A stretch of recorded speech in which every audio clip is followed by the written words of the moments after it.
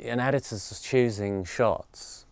You know, you're choosing which shots you like, and it's generally, it's a matter of taste. And if you all know what you're making, you know what the film is, you tend to make the same choices.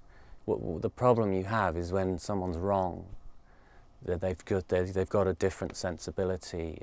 That's when you have to worry. And he didn't need to worry on this film, because there's a very strong, you know, there's Danny Boyle, who's a very well-known and a brilliant director who knows what, has got good taste as well, and the producer, Christian, and these people, and the writer as well, who are involved, he was involved a lot. And I think that combination sort of ensures that you don't make the wrong decisions photographically.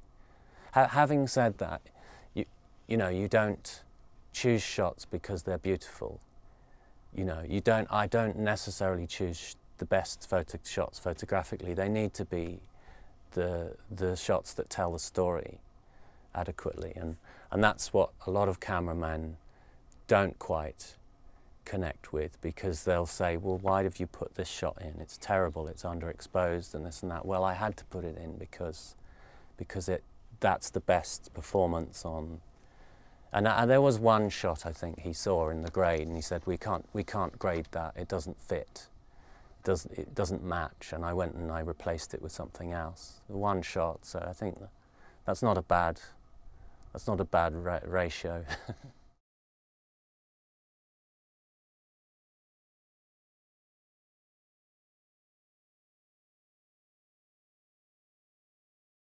For me, the look wasn't quite such a concern, because that was something Danny and Anthony, the cameraman and the production designer, were more concerned with. For us in the editing, it was more to handle that and to make it fit together. That was the hard thing, because the original plan was to use the digital cameras for flashbacks and stuff that happened in the past. Only?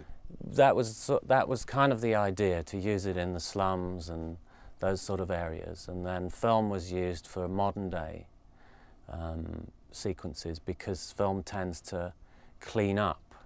It made it look more beautiful. Mm-hmm. And Danny didn't want that. He wanted it to look much more immediate, dirty, as it is in the slums there.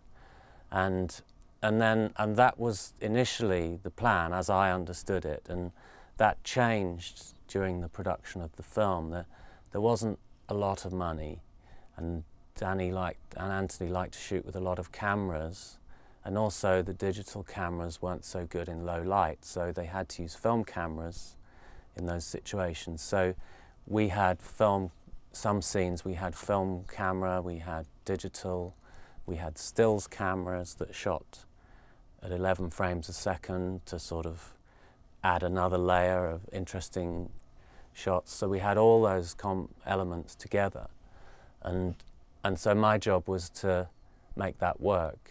But I have to say, it was always, I wouldn't say it's easy, but it was just the subject fitted that nature. And if you've ever been to India, you especially Mumbai, it's a very modern city in many ways, but it's also almost a medieval city in others, in terms of it's just got everything, and it's got modern buildings with people living in tents in the streets, all together, and that fitted the movie.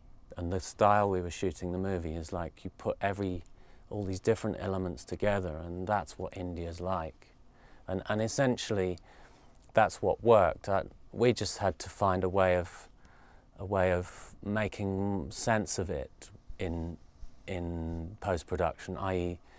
making the changes distinct, because the film had flashbacks and, you know, things visually, it had to be consistent, and that came later, you know, with the grading and also how we used the material. You know, we wouldn't would always be for a reason. If we used for instance, we used the stills camera, which there are some shots in the film which you can see are sort of stroby, and they're normally flashbacks or thoughts that they would only be used for particular things like that, for a flashback. And they didn't shoot lots of them, they just shot bits and pieces here and there. So it was a natural process, really, that we went through.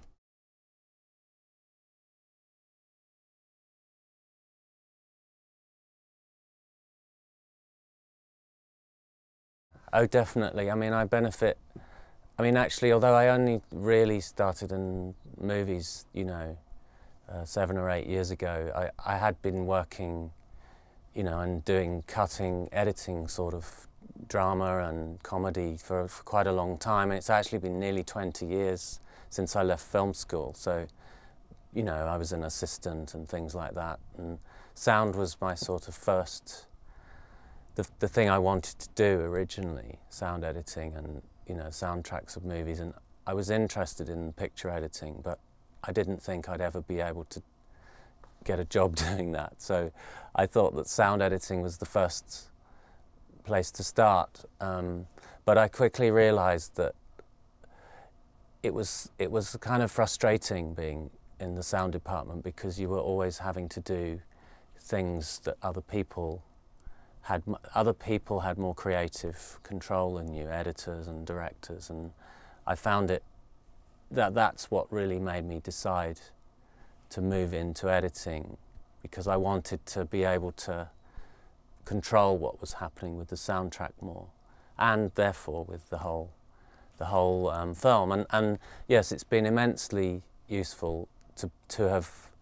I'm interested in sound, and the reason being is that you know, editing a film isn't just about the picture. It's about both things together, how sound and picture work together. And that's music, sound effects, dialogue, all those things, and how you balance those things creates a different effect and a different kind of emotions in people. And that's that's the essence of filmmaking to me.